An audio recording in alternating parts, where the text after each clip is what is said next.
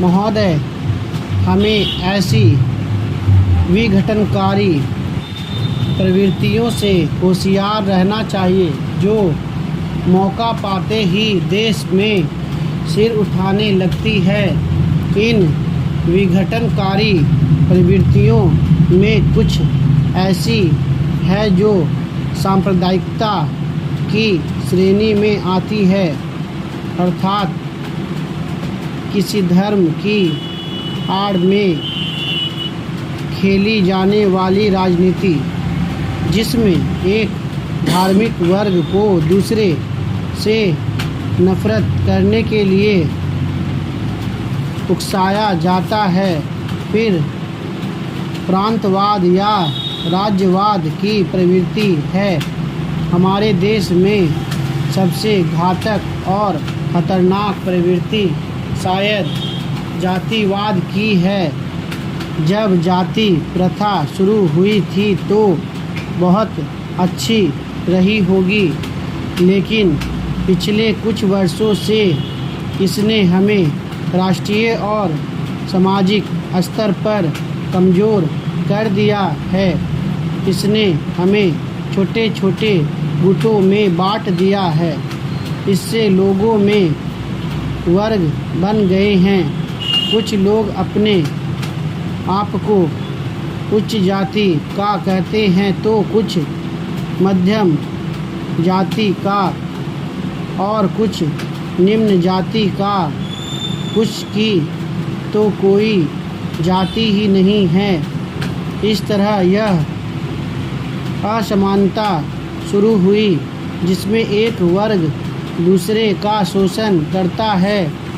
मेरे विचार से भारत की कमजोरी और पतन का सही मुख्य कारण रहा है। इतिहास के ये सारे सबक हमारे सामने हैं।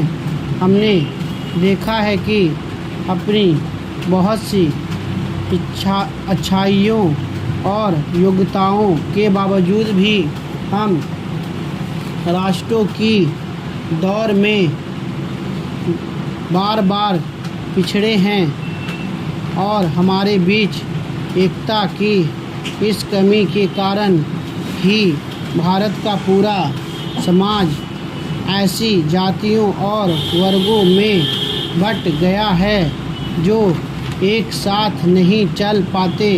इसलिए मैं हर जगह भारत की एकता पर और सांप्रदायिकता, प्रांतीयता, अलगाववाद, राज्यवाद और जातिवाद से लड़ने की ज़रूरत पर जोर देता हूँ। जहाँ तक मैं समझता हूँ और आशा है कि आप भी वैसा समझते हैं, भारत के उत्तर दक्षिण तथा पूर्व और पश्चिम में कोई बंटवारा नहीं है। केवल एक भारत है जिसके हम सब, आप और मैं, उत्तराधिकारी हैं। यह हम सबका है। भारत का यह दक्षिणी भाग या वह त्रावणकोर कोचीन राज्य आपकी मिल्कियत नहीं है। इस पर मेरा भी उतना ही अधिकार है जितना आपका। इसी तरह हिमालय के उत्तरी राज्य हमारी मिल्कियत नहीं है, उन पर आपका भी अधिकार है। वह आपके भी उतने ही जितने कि किसी अन्य भारतवासी के। इसलिए उत्तर से दक्षिण तक पूरे भारत प्रत्येक भारतवासी की साझी विरासत है। भारत का अब तक का हजारों वर्षों का इतिहास और उसकी समूची संस्कृति, चाहे वह उत्तर की हो या दक्षिण की अथवा किसी और स्थान की, हमारी साझी विरासत है।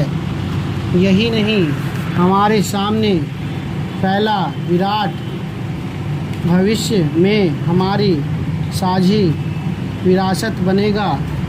इस बहस के दौरान जो मुख्य मुद्दे उठाए गए हैं और आलोचना की गई है तथा सुझाव दिए गए हैं, उनके बारे में निसंदेह मेरे साथी माननीय रक्षा मंत्री महोदय जवाब देंगे।